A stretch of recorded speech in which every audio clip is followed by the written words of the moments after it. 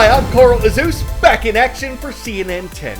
The reason we were off the air Monday is explained in just a few minutes. But first, as we like to say in news, we are 2.5 weeks from the start of the 2022 Winter Olympic Games. They're taking place in the Chinese capital of Beijing, and they'll make that city the first to have hosted both the Summer and Winter Games. Almost 3,000 international athletes are expected. No fans from other countries are allowed, and China announced Monday that tickets won't even be sold to the Chinese public. Instead, the Beijing Organizing Committee says people who meet China's COVID requirements will be able to attend by invitation only. The rule was made shortly after China confirmed its first case of the Omicron variant of coronavirus. It's highly contagious, but less severe overall than other forms of the disease. China has a zero-tolerance approach to COVID, though. The nation is quick to lock down cities and block travel if a single COVID case is identified. So this strict policy, in conjunction with the Olympics, brings some unique challenges to the nation. Organizers say they're holding the games in a closed-loop system. Only people participating in the events will be allowed at hotels, competition sites, and official transportation vehicles. They can't have any contact with the general public. They don't have to be vaccinated to be part of the Olympics, but those who aren't have to quarantine in Beijing for 21 days before they're allowed to move around. And anyone who tests positive for the disease will be put in isolation and prevented from participating in the games in any way. Omicron breaching Beijing's borders. A single case putting the Winter Olympics host city on high alert. China's zero COVID policy making no exceptions. In the capital city, targeted lockdowns immediately activated, along with strict contact tracing. Chinese health officials publicized the infected person's recent travel history, starting with their home. We drove by the Beijing community where the woman diagnosed with Omicron lives. Remember, health authorities say all of this sparked by just one case, at least for now. Oh, here we go. You can see here, this is one of the entrances and exits. It's gated off. They put these big blue barriers to keep folks from going in and out. The woman's neighbors allowed some fresh air, but confined to the complex. Their trash piling up, waiting for specially designated disposal teams to truck it out. Many nearby businesses closed. The woman lives a 15-minute drive from the Olympic Park. Not only where she lives that health authorities have it locked down, but also where the woman works, which happens to be in a bank inside this building. So out front you can see they've got these blue tents set up where a lot of times they'll do testing and processing before they can finally declare it safe enough to reopen. But if you think it's just a bunch of empty offices, look closer. COVID control staff carting in big boxes. Inside them, can you read that? Pillows, bedding. People have actually been locked down at work, and these supplies might make their stay a bit more comfortable for what could be days of testing. Omicron not only in Beijing, cases also surfacing in several other Chinese cities, including Shanghai. Social media showing snap lockdowns trapping shoppers at one store. Sounds extreme, but most online voicing their support for the strict containment efforts. Less than 3 weeks until the Olympics, and recent outbreaks had 20 million people sealed in their homes. Others bussed to centralized quarantine. State media showing these makeshift encampments built within days. Mass testing is a constant. Back in Beijing, I hopped in line for my regularly scheduled COVID test. Test number 97, done. But if you think the heavy measures have brought life here to a halt, most who are not traveling might say otherwise. On Sunday, crowds flocking to this popular Beijing lake. Frozen just in time for the Winter Games.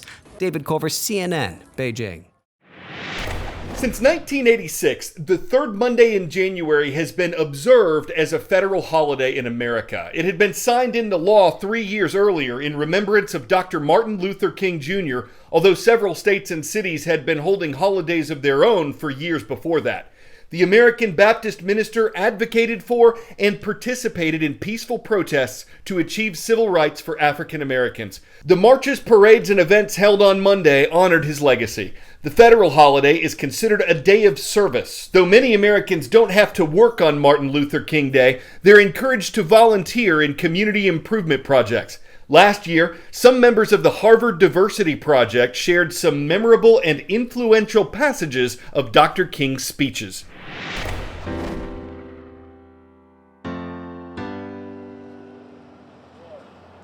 Even though we face the difficulties of today and tomorrow, I still have a dream. It is a dream deeply rooted in the American dream. We cannot walk alone, and as we walk, we must make the pledge that we shall always march ahead. We cannot look back. There are those who are asking the devil teach of civil rights. When will we be satisfied? No, we are not satisfied, and we will not be satisfied until justice rolls down like water and righteousness like a mighty stream. How long will it take? Somebody's asking. How long will prejudice blind the vision of men? However difficult the moment, however frustrating the hour, it will not be long, because truth crushed to earth will rise again. How long? Not long, because mine eyes have seen the glory of the coming of the Lord. He has trampled out the vintage where the grapes of wrath is stored. He is losing the fateful lightning of his terrible swift sword. His truth is marching on. He has sounded forth the trumpet that shall never call retreat. He is sifting out the hearts of men before his judgment seat. Oh, be swift, my soul, to answer him. Be jubilant, my feet. Our God is marching on. Somewhere, we must come to realize that human progress never rolls in on the wheel of inevitability. It comes through the tireless efforts and the persistent work of dedicated individuals who are willing to be co-workers with God. And without this hard work, time itself becomes an ally of the primitive forces of social stagnation. And so, we must always help time and realize that the time is always right to do right. We mean business now, and we're determined to gain our rightful place in God's world. And that's all this whole thing is about. We aren't engaged in any negative protests or any negative arguments with anybody. We are saying we're determined to be men. We're determined to be people. We are saying we are God's children. And that we are God's children, we don't have to live like we are forced to live. Let us rise up tonight with the greater readiness. Let us stand with the greater determination. And let us move on in these powerful days, these days of challenge, to make America what it ought to be. We have an opportunity to make America a better nation. I have a dream that one day this nation will rise up and live out the true meaning of its creed. We hold these truths to be self-evident that all men are created equal. I have a dream that one day on the red hills of Georgia, the sons of former slaves and the sons of former slave owners will be able to sit down together at the table of brotherhood. I have a dream that one day Mississippi, a state sweltering with the heat of injustice, sweltering with the heat of oppression, will be transformed into an oasis of freedom and justice. I have a dream that my 4 little children will one day live in a nation where they are not judged by the color of their skin, but by the content of their character. I have a dream today. And when we allow freedom to ring, When we let it ring from every village and every hamlet, From every state and every city, we will be able to speed up the day when all of God's children, black men and white men, Jews and Gentiles, Protestants and Catholics, will be able to join hands and sing in the words of the old Negro spiritual. Free at last, free at last. Thank God Almighty, we are free at last.